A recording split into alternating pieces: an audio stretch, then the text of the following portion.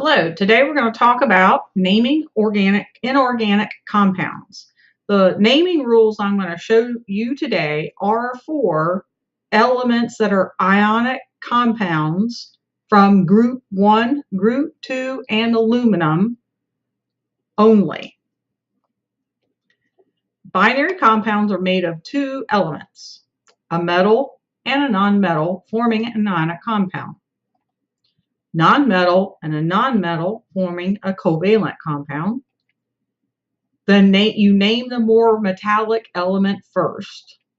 You use the element's name, and you name the less metallic element second, but add the suffix IDE to the element stem.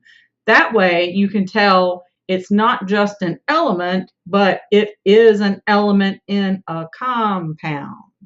Okay, so the IDE on the end tells the person who's looking at the elements or the compounds that it's in a compound. All of these naming rules that I'm showing you today and the next several days are based on the International Union of Pure and Applied Chemistry, or IUPAC. So there's an international organization that sets the standards for how you name compounds.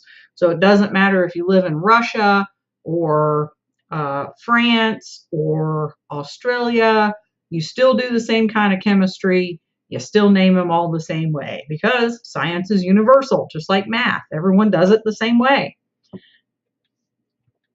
All right, so let's review some of the nonmetal stems that you would put the suffix IDE on the end. For boron, you use bor. So if it's in a compound, it would be boride. Carbon would form the compound in an element carbide. Silicon, silicide. Nitrogen, nitride. Phosphorus, phosphide. Arsenic, arsenide. Antimony, antimonide. Oxygen, oxide. Sulfur, sulfide. Selenium, selenide. Tellurium, telluride. Hydrogen, hydride. All right, so those are some examples of the nonmetal stems that you'll probably use many times over. Also, in the halogen groups, we have fluoride from fluorine, chlorine, chloride, bromide from bromine, iodide from iodine. All right, so binary ionic compounds consisting of just a group 1, group 2, or aluminum metal and a nonmetal are named this way. Regardless of the subscripts in the formula, this is how you name them.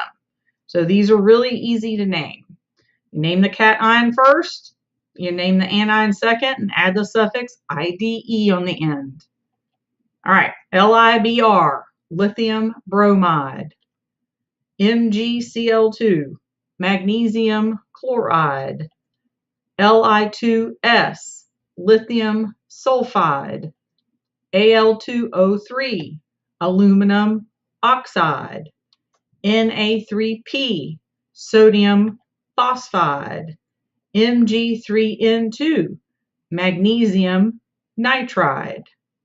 Okay, notice that all the binary ionic compounds with metals having one oxygen state do not use prefixes or Roman numerals.